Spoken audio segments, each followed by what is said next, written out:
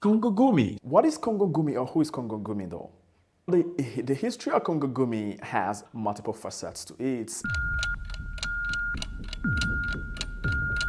So you ask, what the hell is Kongo Gumi and what does it have to do with business and entrepreneurship?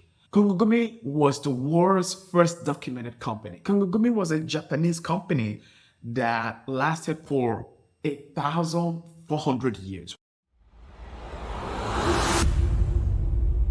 But then I believe that the success of Kongo Gumi has to do with a very particular approach to business and entrepreneurship. If you look around, you will see that there are other factors, but I believe the main factor was the fact that Kongo Gumi was in a very particular niche. Kongo Gumi was into building Buddhist temples. Now, if you look at Buddhist temples, they are all the same, except for the fact that maybe different color, different techniques, or the technology used in building Buddhist temples changed over time. I believe this is why Kongo Gumi lasted for 1,400 years.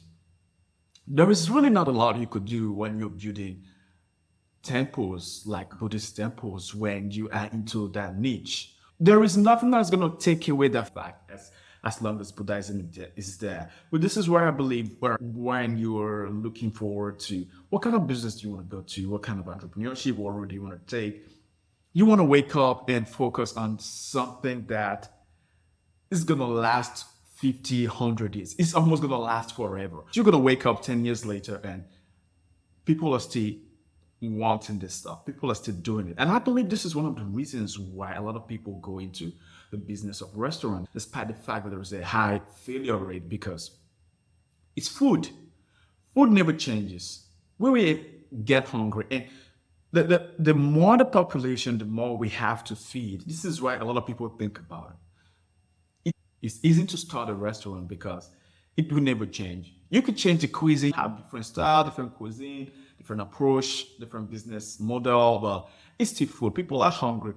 You could think about tourism or the old world meeting the new world. People were using horse carriages, and from horse carriages to cars, to railways, to airplanes, and very soon people are going to fly to space just for tourism. The concept is still there. That the technology, how we approach it, how we get there, changes a little bit. We have bookings before. Today you have booking.com, you have every other thing. So technology changes, but the core concept of the business doesn't change. This is why I believe Kongo Gumi excelled for 1,400 years. What I believe you have to think about if you're starting out there. Today, flavored water, you see some sort of water, caffeine, and people are making banks here. One of the companies that took this to the next level, which I believe is Liquid Death. Liquid Death is a water company in the US. What they did was they just packaged something that everybody wants, something that you cannot do without, and brand it. The things that are not going to fade away are going to matter more. And the one thing that really fascinates me in this approach when it comes to things that last forever is that every decade we have different things that come up. Some things come as a fad. You have to overlook this NFT, drop shipping, because for the most part, I don't think they are solid enough. E-commerce is here to stay. Maybe in the future you will have some sort of automated way of knowing what you don't want, what your refrigerator wants, what it can order, and whatever. But e-commerce is here to stay. Now, I think every niche could have a fad and something that lasts longer. Every niche has this. Every industry has this. Today, it's artificial intelligence, and it's here to stay forever to affect every industry.